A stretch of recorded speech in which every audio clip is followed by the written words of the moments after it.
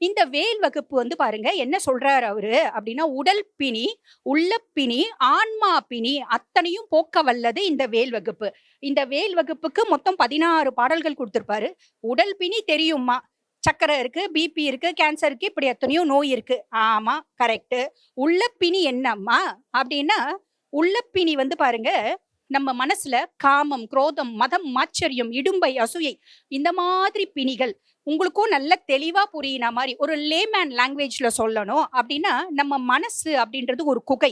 அந்த குகையில வந்து பாருங்க, பொதுவா குகையில என்ன இருக்கும்? காத்து இருக்காது, அழுக்கு இருக்கும், ரொம்ப வந்து விஷ ஜந்துக்கள் இருக்கும். இது அத்தனையும் நிறைஞ்சது குகை அப்படிம்பாங்க. நம்ம மனசும் ஒரு குகை. நம்ம மனசுல வந்து பாருங்க, தீய எண்ணங்கள், அசுத்தமான சிந்தனைகள், மத்தவங்க கெட்டு போயிடுவாங்களா அப்படின்ற எண்ணம், நம்ம நல்லா இருக்குமோ நல்லா இல்லையோ அதை பத்தி கவலை இல்லை நமக்கு. நம்ம எதிராளி நல்லா இருக்கக்கூடாது, நம்ம முன்னாடி யாரும் பளிச்சுன்னு இருக்கக்கூடாது, இப்படி பல தீய எண்ணங்கள் இருக்கு அப்படின்னா, அந்த குகையை சுத்தம் பண்றதுக்கு யாரால முடியும் அப்படின்னா, குகனால மட்டும்தான் முடியும். குகன் அப்படின்ற பேரு முருகப்பெருமானுக்கு மட்டும்தானே தவிர வேற யாருக்கும் கிடையாது. குருவாய் வருவாய் அருள்வாய் குகனே அப்படின்னு பாடியிருப்பாங்க. ஆக இந்த முருக வழிபாடு, வேல் வழிபாடு அப்படின்றது அத்துணை சால சிறந்தது. சரி, இப்ப உள்ள பிணி, மனப்பிணி தெரிஞ்சிருச்சு. இது என்னம்மா ஆன்மா பிணி அப்படின்ற ஒரு சந்தேகம் இருக்கும் இல்லைங்களா? பொதுவா வந்து பாருங்க, நம்ம வாழும் காலம் வரைக்கும் தான் நம்ம உடம்பு அப்படின்றது இருக்கு. இன்னார் போறாங்க, செல்வந்தர் போறாரு, ஜமீன்தார் போறாரு, யாச்சகன் போறாரு அப்படின்ற பேர் இருக்கு.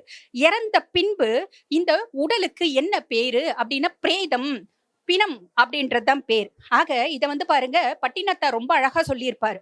மாடுண்டு கன்றுண்டு மக்கள் உண்டு என்று எண்ணி இருந்த மனிதா, விம்மி எழுத மனையால் வீதியோடு நின்று விட்டார். சுமந்து வந்த சுற்றமும் சுடலையோடு சென்று விட்டது. இப்போது உனக்கு பேர் எங்கே?